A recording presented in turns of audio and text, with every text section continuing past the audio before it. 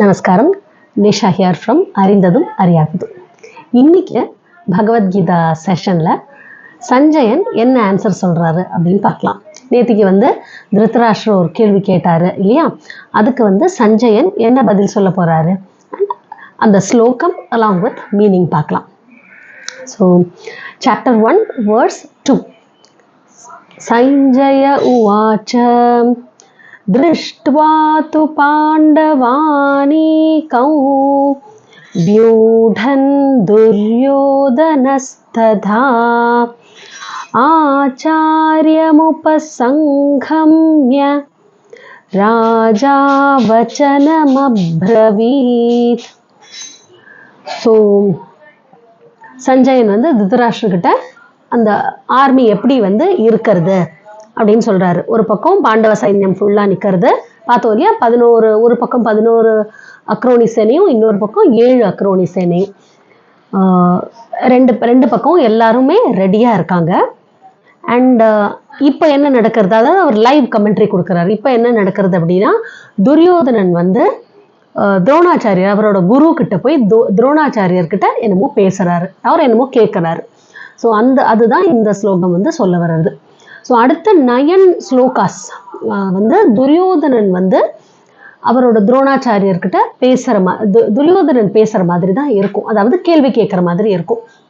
இந்த chapter 1ஓட speciality என்னன்னா, நம்மளோட ஒரு ஆர்டினரி ஹியூமன் பீயிங், நான் எப்போவுமே நம்மளோட பர்சனல் லைஃபோட எப்படி இது கனெக்ட் பண்ணலாம்.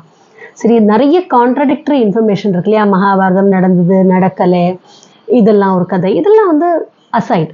So how can we connect it to our personal life அப்படின்னு தான் நான் நினச்சி பார்ப்பேன். ஸோ இந்த ஒரு பக்கம் 11 அக்ரோனி சேனை, இன்னொரு பக்கம் 7 அக்ரோனி சேனை சொல்கிறோம். எது பெருசு?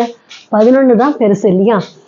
நம்ம எப்போவுமே நம்மளோட லைஃப்பில் ஒரு சேலஞ்ச் இல்லைன்னா ஒரு ப்ராப்ளம் வரும்போது நம்ம என்ன நினைக்கிறோம், அந்த பக்கம் இருக்கிற ப்ராப்ளம் தான் ரொம்ப பெருசுன்னு நினைக்கிறோம். அந்த ப்ராப்ளம் ஆக்சுவலாக ரொம்ப சின்னது. நீங்கள் மேத்தமேட்டிக்கலி பார்த்தா இந்த சைடு தான் ஜெயிச்சிருக்கணும், ஏன்னா இவங்களுக்கு தான் பெரிய பெரிய பெரிய வாரியர்ஸ் இல்லையா.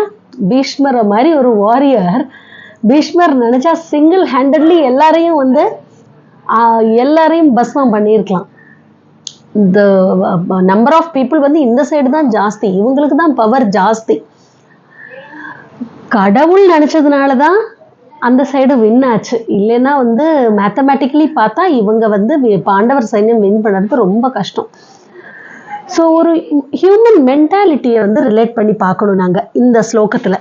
ஒரு துரியோதனனோட கேரக்டர் இந்த சிச்சுவேஷனில் எப்படி இருக்குது. அடுத்த ஸ்லோகம் ரொம்ப பியூட்டிஃபுல்லாக இருக்கும். துரியோதனன் ஃபஸ்ட்டு அவரோட துரோணாச்சாரியர்கிட்ட போய் பேசுகிறாரு. ஸோ அது என்ன பேசுகிறாரு, என்ன ஸ்லோகம்னு நாளைக்கு எபிசோடில் பார்க்கலாம்.